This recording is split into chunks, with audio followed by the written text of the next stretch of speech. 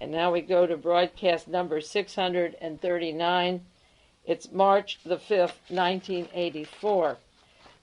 Tom Davis up at Research, he supplies books and articles for researchers and people interested in history, asked me for a list of my favorite broadcasts that I put on the air that he could put with his book list, and maybe single out a few that are my favorite for people to start listening or getting tapes to these broadcasts.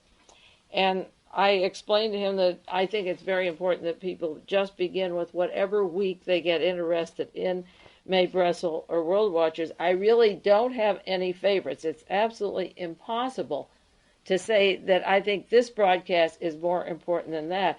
It's just like having children in a family. I have no favorites of any of my family, absolutely not.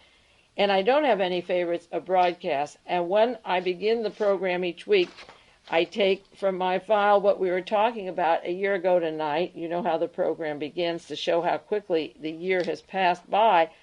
And each week I look at it and say, oh, wow, this is the most important broadcast. This is very important material that I'm sharing with you. This has to be great. I even forget almost a year later the form that the news took until I put it in front of me, and the basis upon which I select subjects for these broadcasts that are numbered and become part of tape collections is that I take the current news stories that are in the current news this week and show the names and people that are involved particularly in past political assassinations that are linked to John Kennedy's murder, or Robert Kennedy, or Martin Luther King, or the people or the machinery behind the murders, or people who are going to be important in the future on the basis of their strategic position now and how they are linked to government crimes that should be prosecuted that they are getting away with. That's why the broadcasts are so important and never really do have a conclusion, because nobody yet is taking these people to task. But someday history may be less kind to them than, say, the impeachment committee was to Richard Nixon when they let him off, or to Ronald Reagan for all the stuff he's pulling. Someday history will be less kind to these people, I am sure. There isn't much you can say about them that's nice, and they're getting away with too much, and part of that is all of our responsibilities. Now, a year ago this evening, or a year ago tomorrow night, broadcast number 587, I was talking about the following subjects, and then we can show how just this week they are pertinent. Just as last week I was, the week before, giving the names of people in the new book about the banks and the Vatican, and showing that just 1 year ago that evening there were about 8 or 10 names on that broadcast 1 year ago. I had part 2 of Charles Bluedorn of Gulf and Western and his relationship to Michael Sindona of the Vatican and Madison Square Garden, and Ronald Reagan with the I.G. Farben connections, and J. Peter Grace, General Electric, Errol Flynn, and the Nazis. The politics of the athletic arena, the motion picture studios, the recording industry, the Vatican, the mafia, and even reaching off to foreign countries and controlling them, as Gulf and Western does and did in the Dominican Republic. I talked about the foreign policy for Australia, how Robert Hawke, the new prime minister, came in and won against Malcolm Fraser, and the Pope in Panama with Monsignor Marcos McGrath and the relationship of McGrath to Juan Perón. We talked about the Pope admitting that he did work at Solvay for I.G. Farben, which was at Auschwitz. He didn't say the word Auschwitz, but he finally admitted that he had worked at the rock quarry and broke rocks for I.G. Farben. Jerry Hodges, I mentioned last 2 weeks ago the fact that Gabrielle Weber was kept out of the United States and that we should write to the German embassy, the U.S. American embassy in Germany. A year ago this week, I referred to Jerry Hodges, who was harassing Gabrielle and who was harassing me, and he was allegedly interested in Jonestown, and she was publishing Jonestown material, and 1 year later her papers were removed that she could not come back to the United States. I talked about John Belushi's death, that the DA was going to expect criminal charges. That hasn't happened yet. That the military terminal in New Jersey is run and leased by the mobsters. Nothing has been done about that yet, although there have been some stories about Peter Rodino. As part of the mafia connection, he runs the part of the House of Representatives that's supposed to investigate Nazi war criminals that came to the United States illegally, and there were articles just recently of his links to the mafia as well as the associates of Edwin Meese III. Last year, just at this time, we talked about the super fund that was supposed to be used to clean up the Stringfellow acid pits, and I'll get more back to that in a few moments. It involved Edwin Meese III, who was vice president of Rohr Industries, R-O-H-R. His company used the dump. Dart Industries, that's Justin Dart, who passed away this last year, used that dump. The chemical spills, and Attorney General William French Smith, a large shareholder in Northrop and General Electric, that used the dump, and the relationship of John Lehman to Northrop Corporation. I've done broadcasts on that. Rita Lavelle was left with the sentence for covering up the abuse of holding back funds so that people could get cancer from these pollutants. She isn't in jail yet. She's just on the outside.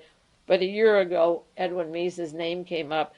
That's why I was calling Washington, D.C. today to see if they were going to bring up the relationship of Edwin Meese to the politics of cancer and pollution as the Attorney General holding up money that should be cleaned up so that Jerry Brown wouldn't become governor, because it would look like he had a successful cleanup started or had inroads with the federal government. Heavens forbid. And so that Pete Wilson was the favorite of these people, the Pete Wilson that just went down to Honduras and Central America and is all for the death squads that we're funding.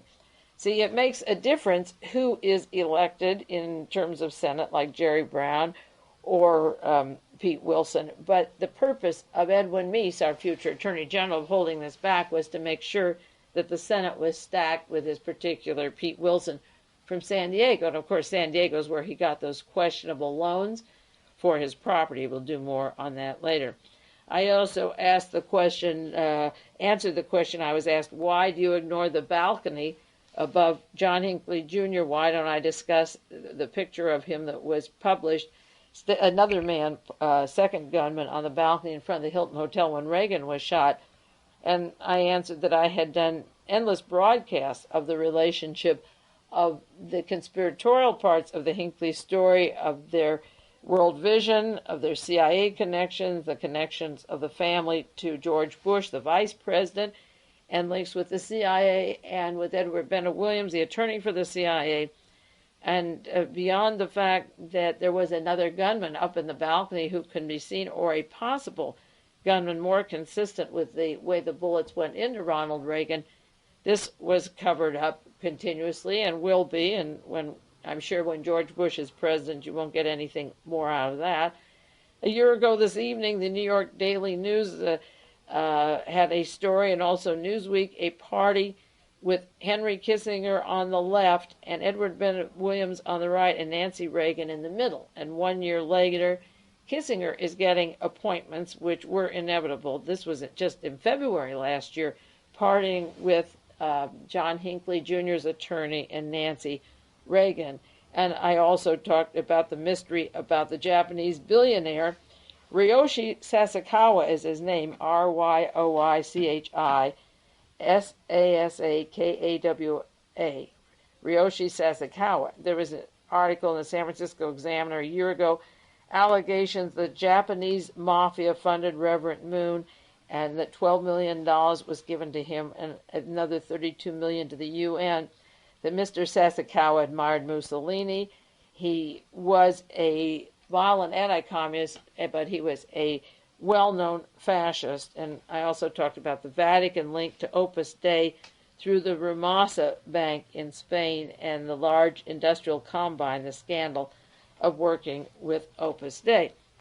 That's a lot of time and news in 1 hour. But this week, just to update what's happened this week in terms of that kind of news.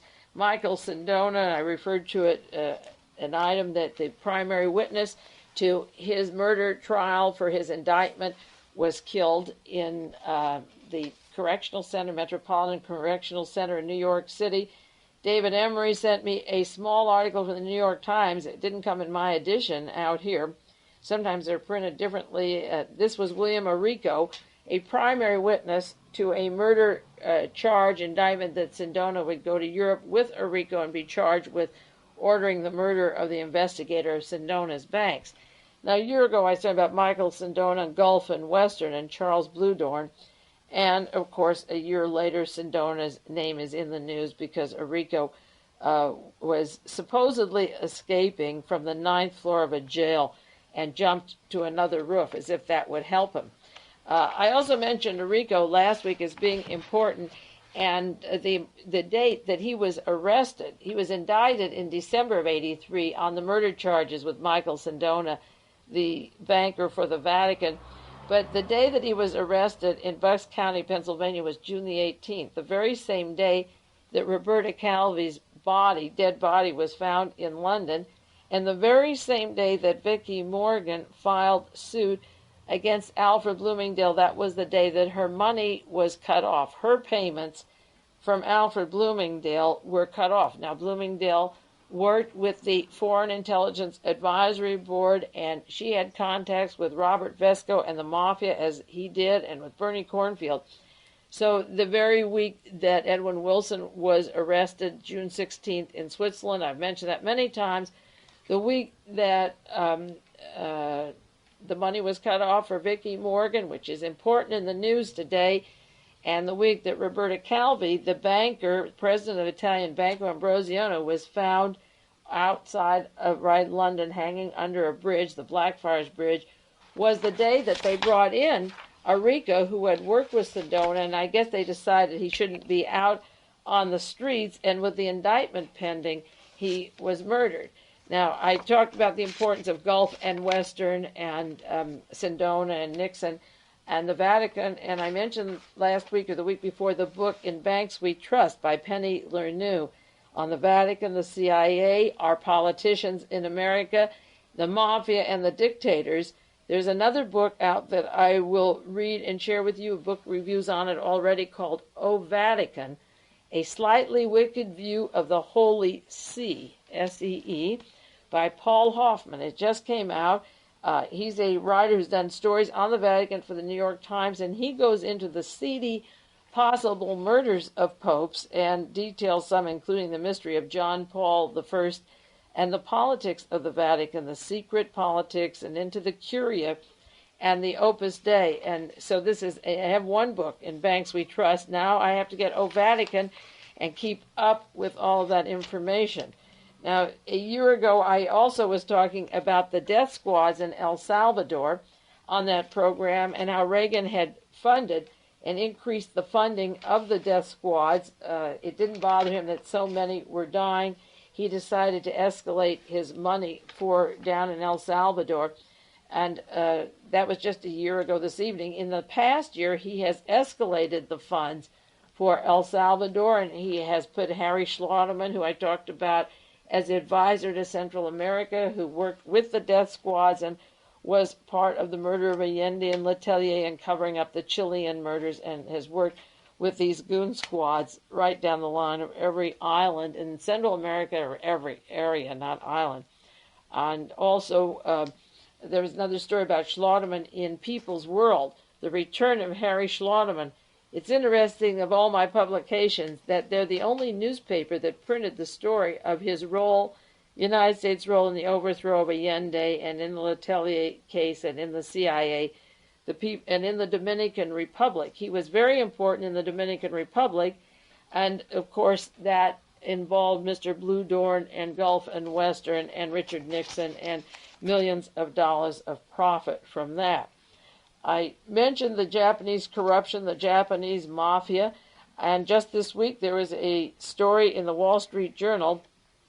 The Sumitomo Bank said it agreed to acquire 52%, that's over the 50%, of the Banco Ambrosiano based in Switzerland. And the Wall Street Journal said this is the first time there's been a Japanese takeover of the European banks. Now think of the Trilateral Commission of Japan, Germany, and the United States. The Vatican is out, as we've talked about many times. They're millions of dollars, many millions of dollars, with their dummy front, the 1.3 billion, hundreds of millions. They have not said where the money from the dummy front went. But now, for the very first time, the Swiss Banking Commission cleared the way for a Japanese bank to purchase the Banco Ambrosiano branch in Switzerland, so the Vatican can pay back 88 banks to recover $450 million in loan. So now the Vatican is beholden to the Japanese mafia, which gets interesting because narcotics are narcotics, whether they come out of Southeast Asia or Milan or Turkey, wherever, and the role of Italy with Palermo and the various cities in Milan of narcotics with this holy institution is so tangled. But I think this is quite interesting at this point because last year I was talking about the Vatican banks and the Pope, John Paul II, and also the mystery of the Japanese billionaire, Mr. Sasakawa.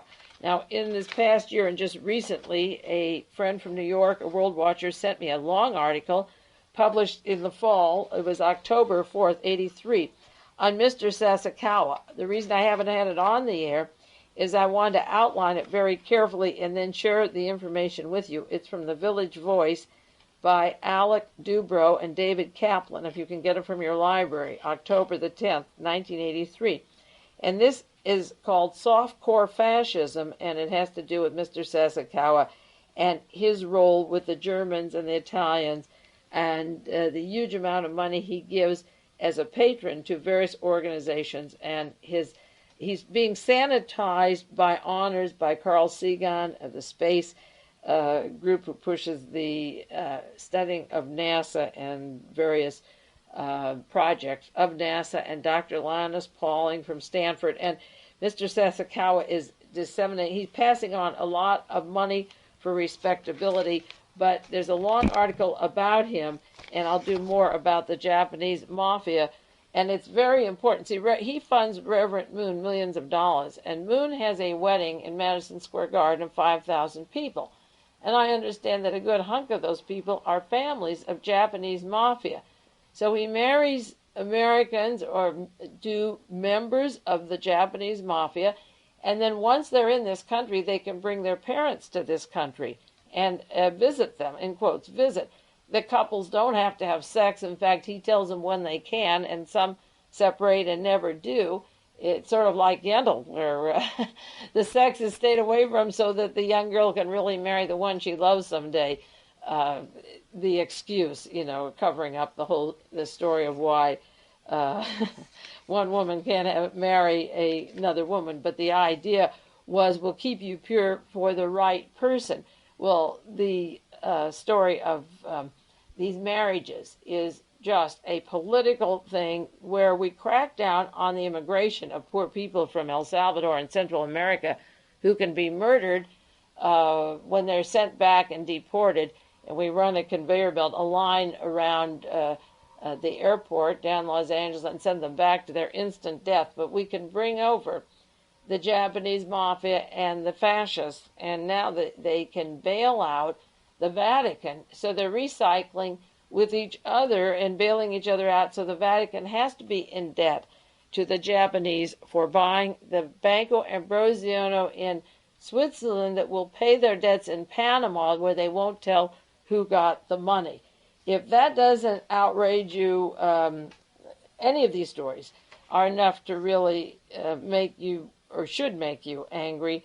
And the circle of connections with these people bailing each other just continuously sets a new precedent. This is the first time that Japan has gone in and bought the controlling stock of a bank in Switzerland.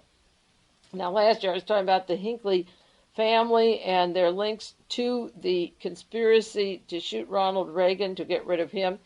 That would have made George Bush and the vicar, Alexander Haig, in charge of policy in Washington.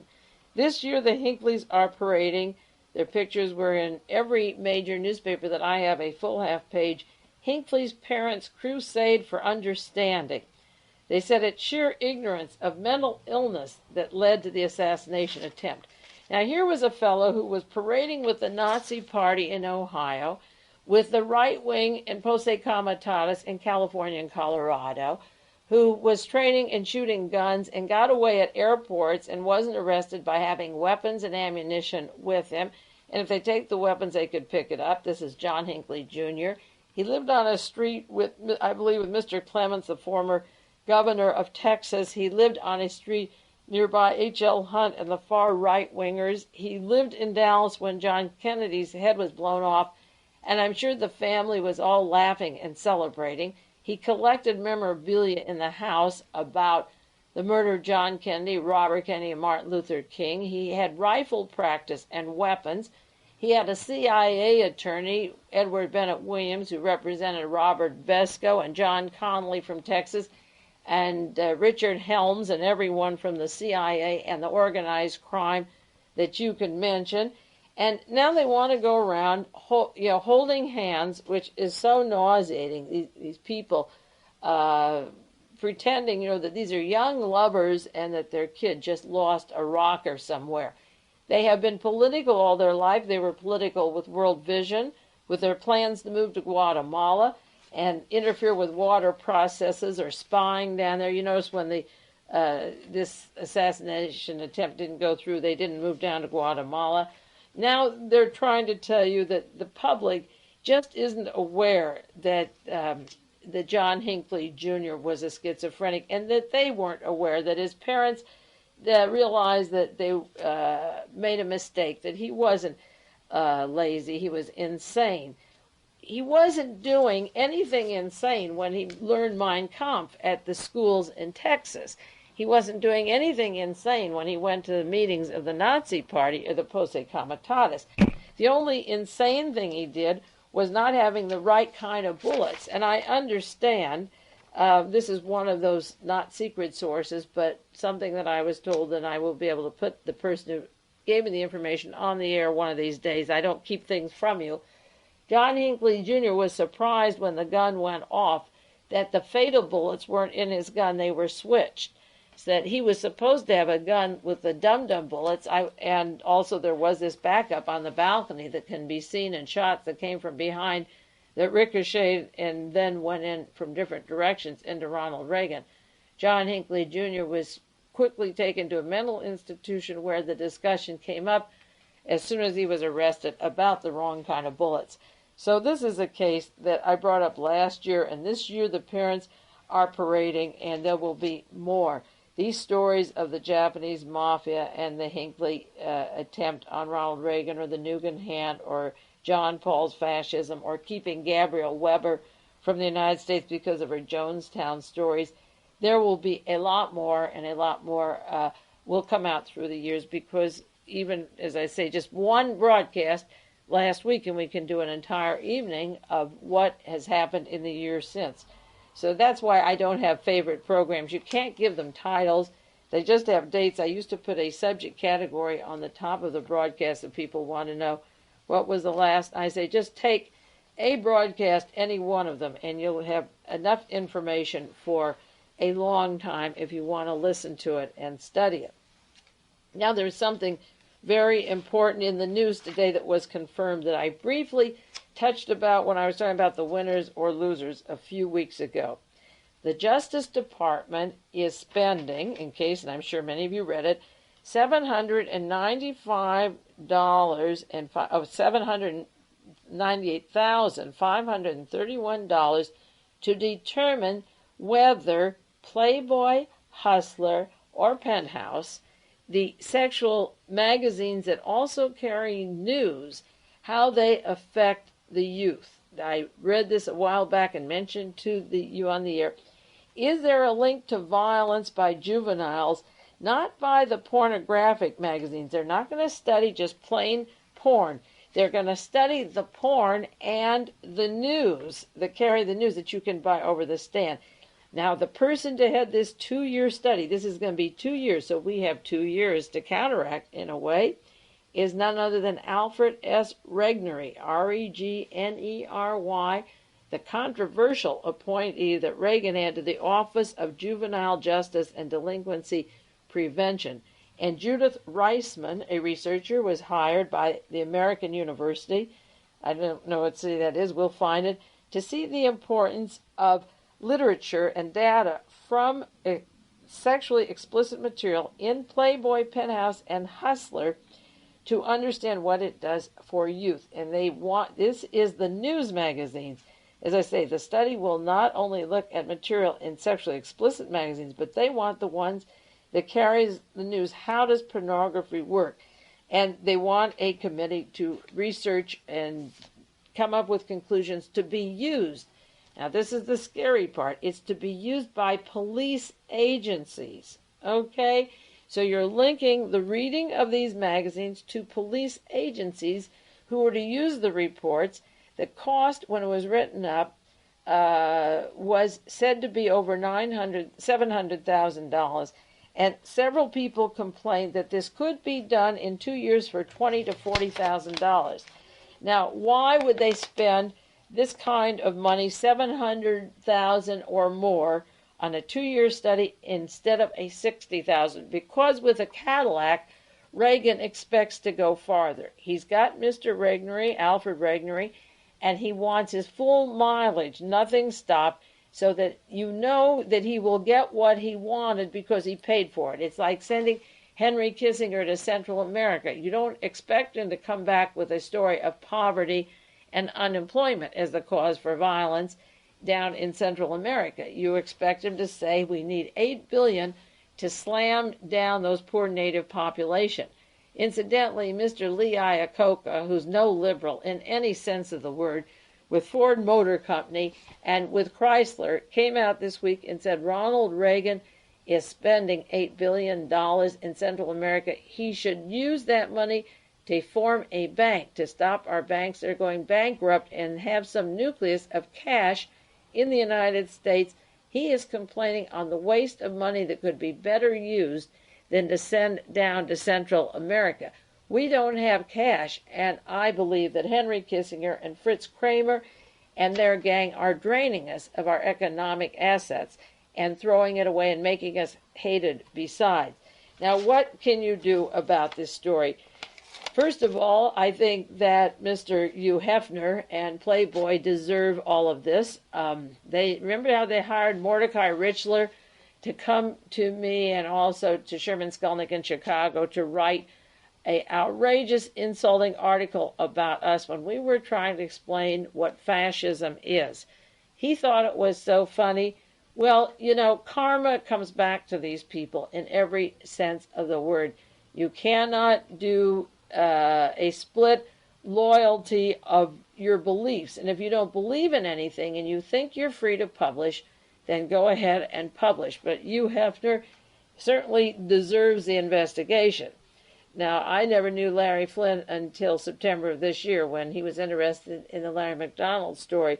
But I remember when the LA Free Press came out with Mark Lane and Dick Gregory and Paul Krasner. And Mae Brussell couldn't get near the place to offer her information about fascism. That's when he got out the Free Press issue and was shot in Georgia a month later. And Dick Gregory and Mark Lane kept from him the information about Robert Byron Watson and the real people behind killing John Kennedy and what was Larry McDonald's Murder Incorporated down in Georgia that then became part of Western Goals with our military and international connections in the LAPD. If these magazines were smart, they would get together. There's 3 solutions to this problem, and there's 2 years to do it. Number 1, Hustler, Penthouse, and Playboy would bury their differences, just like the various churches bury their differences, and gather together to try to get prayer in the church or to get abortion stopped. They would get their differences separated, and each would put up a certain amount of money to fund a joint study on the effect of war and drugs and broken homes and television and movies and bad food and diet on violence to children. They could give me the money and I'll spend 2 years and come up with a report equal to Mr. Regnery's. The violence that comes from these children comes from what they see in these homes. The fact that these magazines are in their homes, a lot of it is they're brought in by parents who are drunk, who are doped, who are beating the kids, beating the parents, and are taking care of a child or children when the mother has left them. There are assaults, abuses. Look at the statistics of violence, of the economics of drugs, the TV guide. The idea that the President of the United States would come out against these things is a purely political act and nothing more. And you have to fight it. It is the enemy that doesn't want the real stories coming out about news, and they take this way to prove the magazines are bad for you.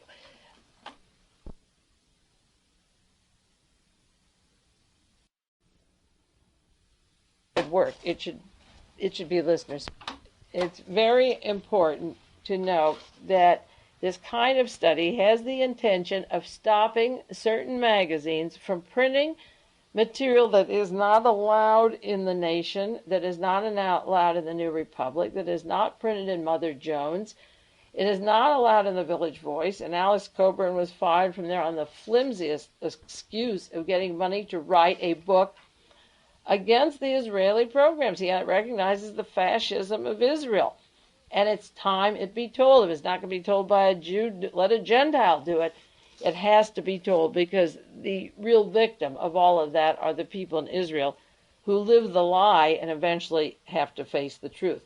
Now, one of the solutions, as I say, if an X amount of funds were put together with Hustler, Penthouse, and Playboy, I'll bet you that I could get a team of people to volunteer if they were paid to watch television, certain channels each day, see how many killings, see what hour, figure out what children are home in the afternoons when the parents are working, and show that the cause of violence does not come from looking at a book or a magazine with pictures of sex.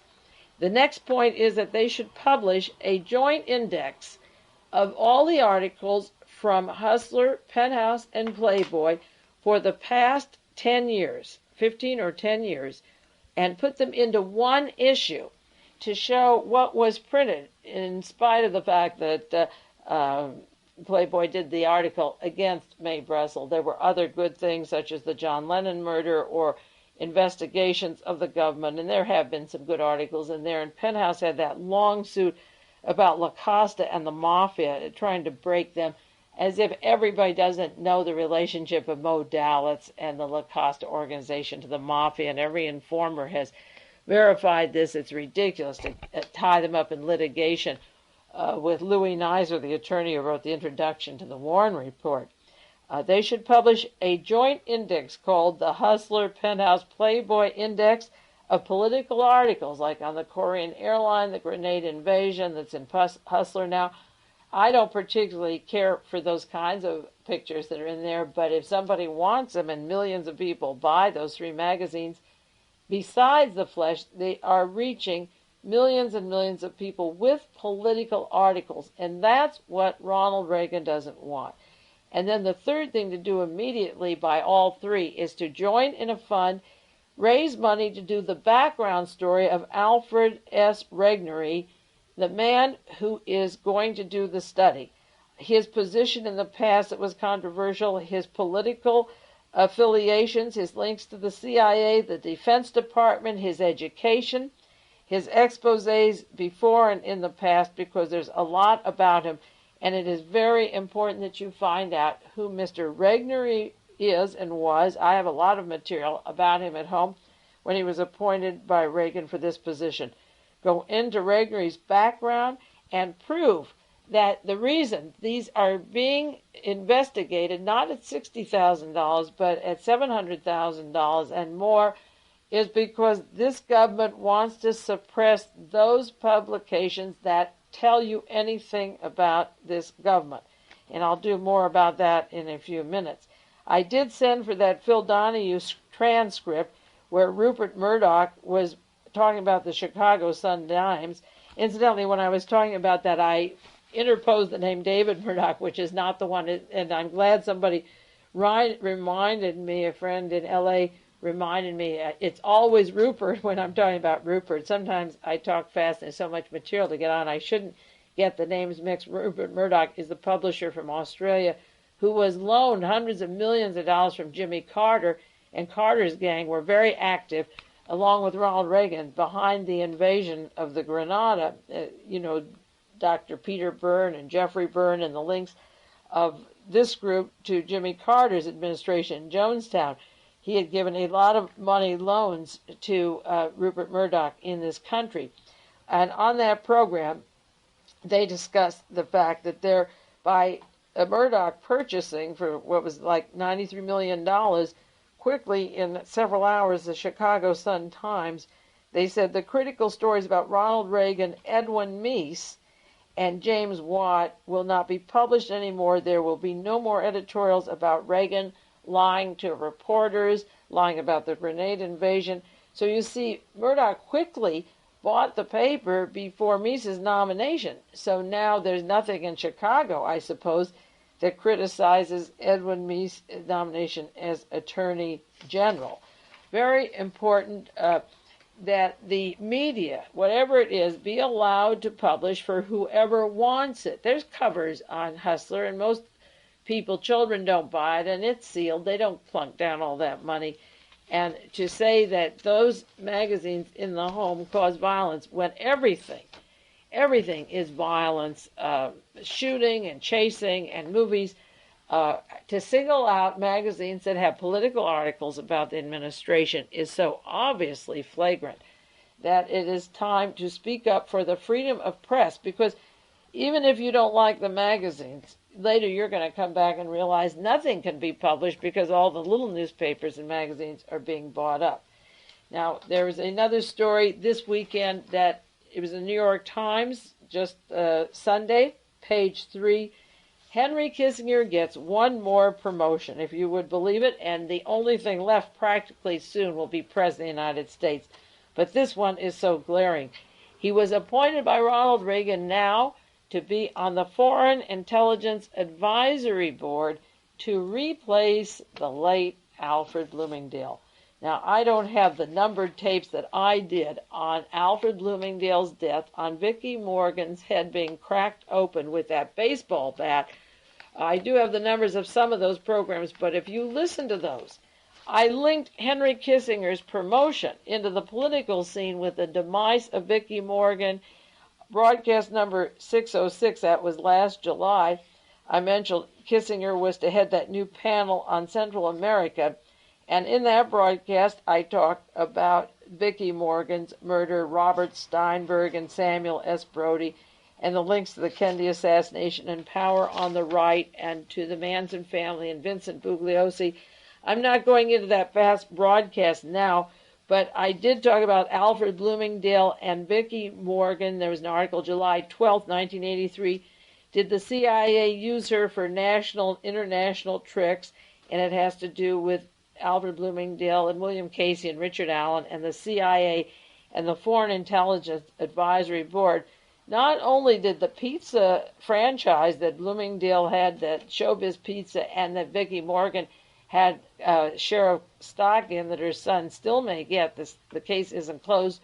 Richard Vagary of Washington, of the Western Goals of the Young Americans for Freedom, of the Moral Majority, you name it, he bought a franchise that I mentioned a few weeks ago. And then I also, on broadcast 617 last October, talked about the parties that were celebrated when Vicki Morgan's head was smashed. And also Larry McDonald had gone down just a couple of weeks before. This was October the 3rd. Larry McDonald of Western Goals had been down just a month. And the party I had in Washington of Roy Cohn, he was the attorney of Alfred Bloomingdale, and Marvin Mitchelson, who was Vicki Morgan's attorney, who Reagan took off the case, and the links of General Daniel Graham and John Reese to this team. And Daniel Graham is the partner of Fritz Kramer in Washington, D.C. This was the broadcast that Larry Flint spent over $3,000 to, one of the two broadcasts to every member of Congress, and the links of Admiral Moore to Western Goals and Admiral Moore to Henry Kissinger.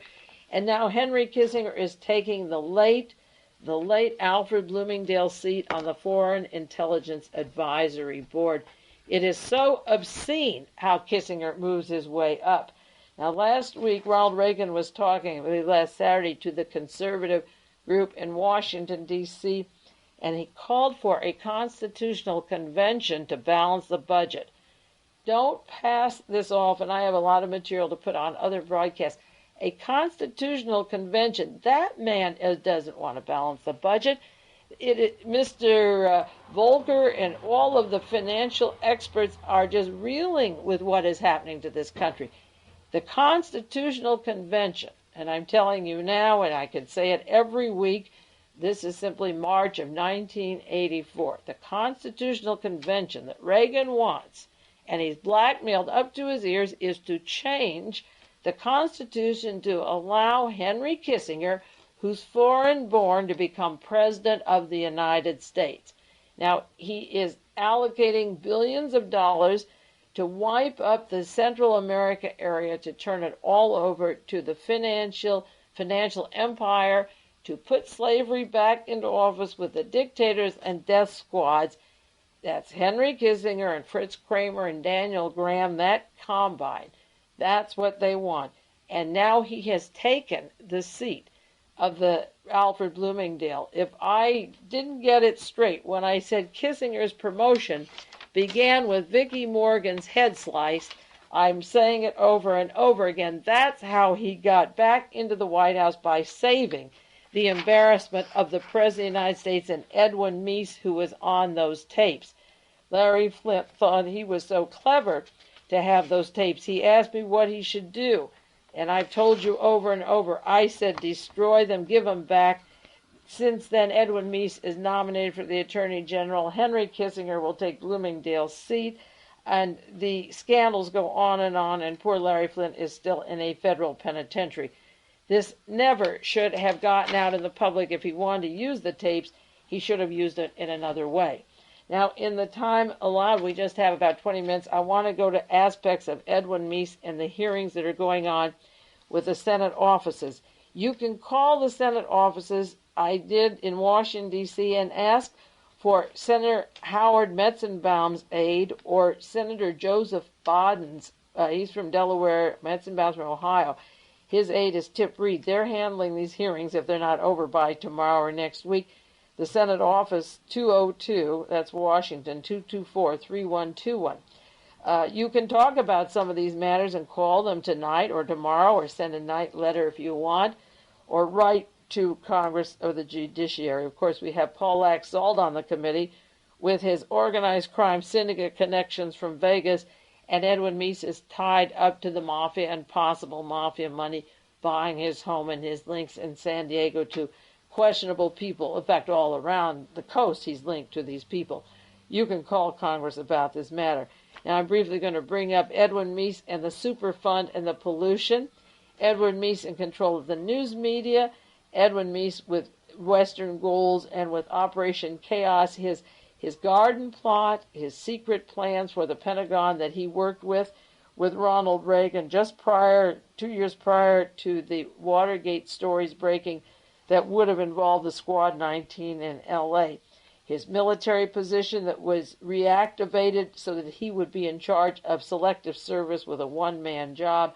Edwin Meese with his appointment in the Post Office Department of a man who made his loans possible.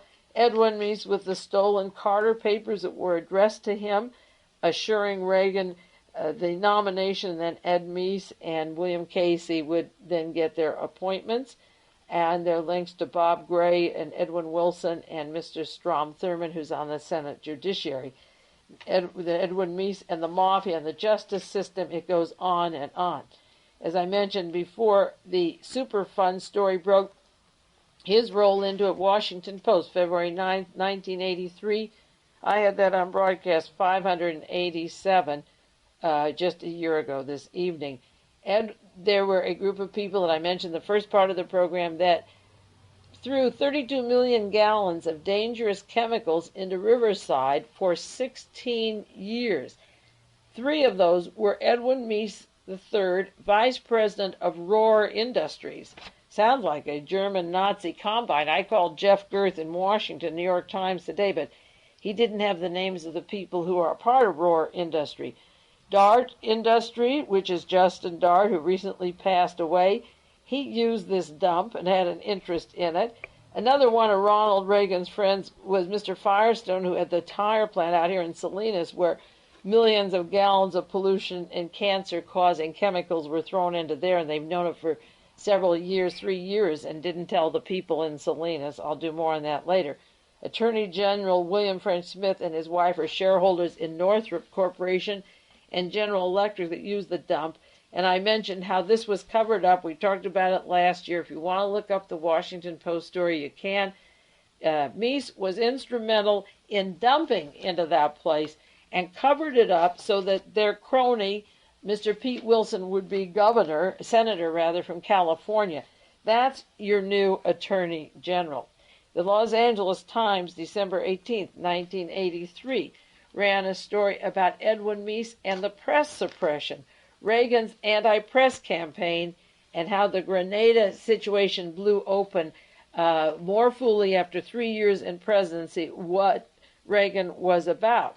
And this LA Times article goes into a foundation. It's written by Jack Nelson, a foundation that was formed in San Francisco for Edwin Meese called the Institute for Contemporary Studies. And I'm putting part of this in my story on Grenada.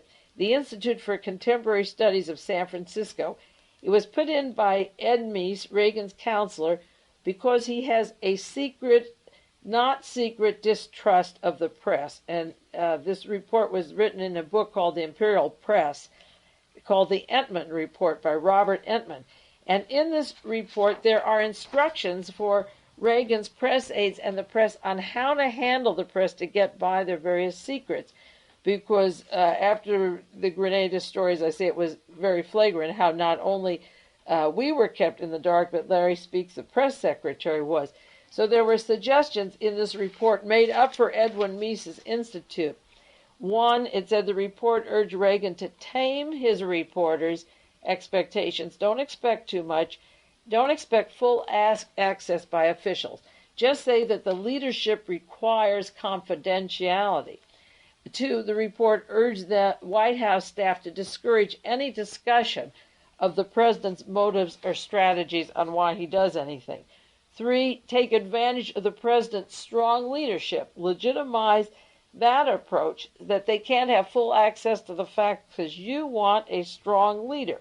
And be open about all the technical problems of policy analysis. And they have a planning strategy in this institute that they wrote up that it would be a problem to discuss the motives and the reasons for operations because you want a strong president, and therefore he can't tell you everything.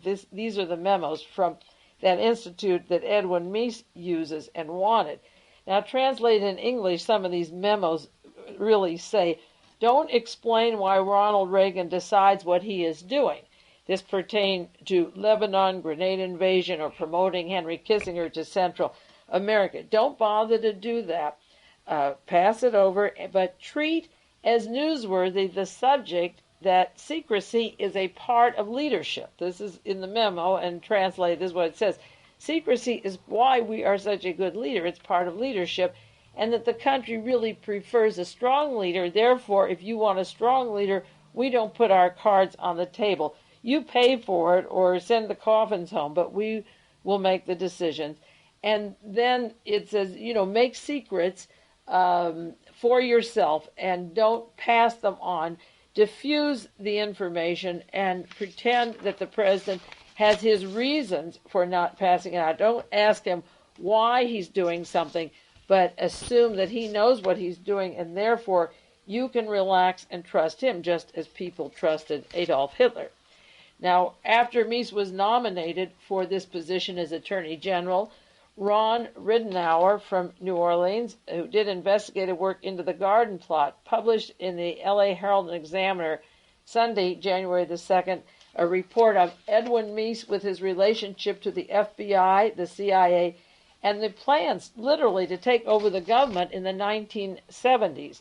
Meese according to Ridenour, currently is the architect of the most oppressive, unconstitutional legal initiatives that have emerged from the Reagan administration, but his history goes back to a secret Pentagon domestic espionage program. Now, many of us have copies from Covert Action. I think it was a published part of the Garden Plot. And living in California, we were privy to it, and I had a lot of the information. But when Reagan was elected or nominated, you didn't see the press asking about the Garden Plot. Meese was involved in this, what was then a secret plan of domestic espionage that was planned, as I say, starting in May of 1970, 2 years before Watergate, 2 years before the LAPD that Meese worked with formed Squad 19 that could overthrow the government with the convention in San Diego, kill Nixon, and make Spiro Agnew their president. Now, Operation Garden Plot that name was used also by Otto Skorzeny for the Battle of the Bulge. It was called the Operation Grief, which means the Condor. The Condor were the killing team that were then moved by Skorzeny down to South America. But they also used the term the Garden Plot, and then it carried over to the Nazi operations of the military and the politicians. Now, Ridenour writes the Garden Plot is a direct connection linking Ronald Reagan, Edwin Meese to Richard Nixon, and Spiro Agnew to the police state tactics of the 60s and 70s that were written up by and investigated in Congress by Senator Frank Church, who now is dying of cancer. He will not be on the scene to bring out his information for the Meese hearings. Interestingly enough, he has been silenced and is away somewhere while the Meese confirmation hearings go on. May 27th and 28th of 1970, there was a clandestine meeting in Sacramento. It was 4 weeks after Henry Kissinger and Fritz Kramer had the Cambodia invasion. Ed Meese had the keynote speech in Sacramento of over 1,300 police, military, intelligence officers, and Edwin Meese, as you've read in the paper, was in the reserve military intelligence, and Garden Plot was the military domestic espionage program. Lyndon Johnson started putting together the CIA, the FBI, and the military in 1967 after some riots in Detroit. Lyndon Johnson escalated the war in Vietnam 2 days after John Kennedy was murdered, and he, if not part of that direct murder, certainly part of the cover-up from the day of the murder, from the hour of the murder. But he knew that there would be protests to that war. That war wasn't going well. As I look back in the history books, it wasn't even meant to be won. It was an exercise for a future operation that was studied by General John Singlaub of World Anti-Communist League and Western Goals and so forth. It was a preparation for the big war, and they were experimenting on various kinds of weapons and operations.